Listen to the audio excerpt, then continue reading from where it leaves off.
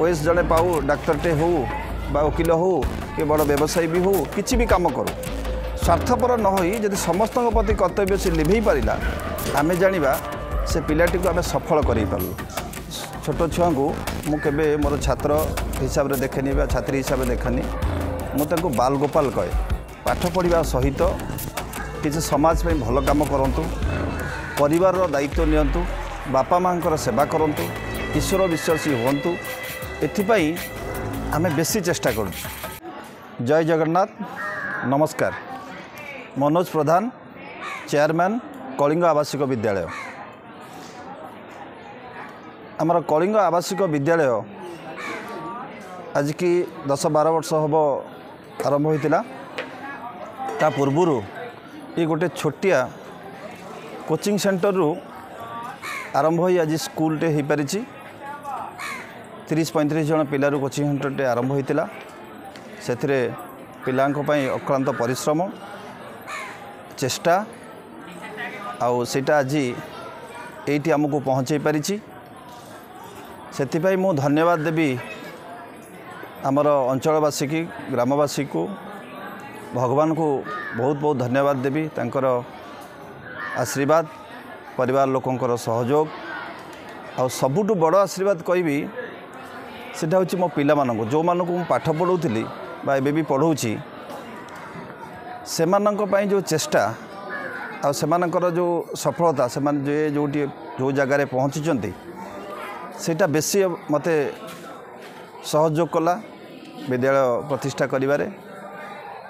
आउ मु पिला मानकु बा जो पिला मो पाखरे पाठ पढ़ुचंती बा जेकोन छोट छुआ को मुझे मोर छात्र हिसाब से देखेनी छात्री हिसाब से देखनी मुझे बाल गोपाल कहे। साधारणतः आम मैंने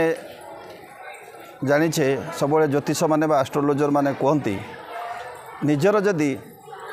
किछि गोटे असुविधा समय आसे तादुरु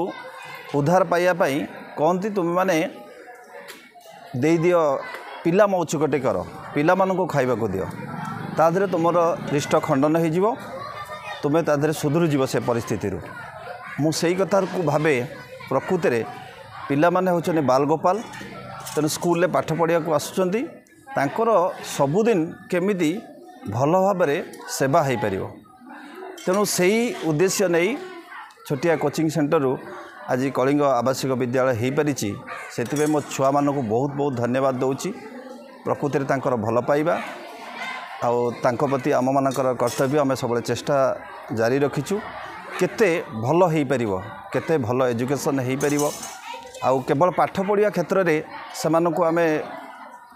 छिड़ा करने आम सब चेष्टा करूँ बेसी चेष्टा करुचु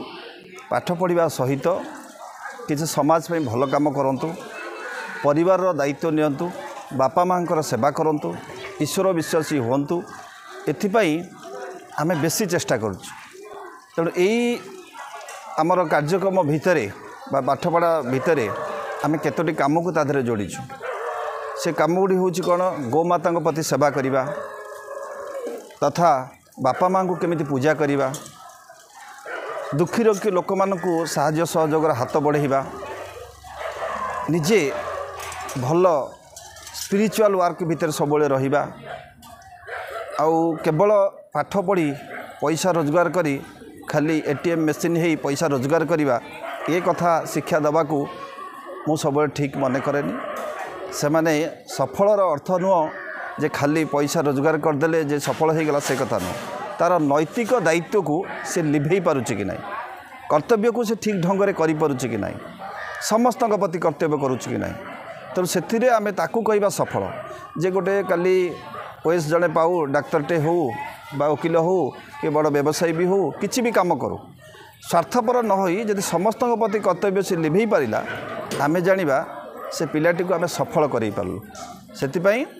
जहाँ मु खुशी अनुभव करे मु एते गोटे पवित्र सुंदर भल काम करिवार भगवान मते सुजोग देइचंती। धन्यवाद।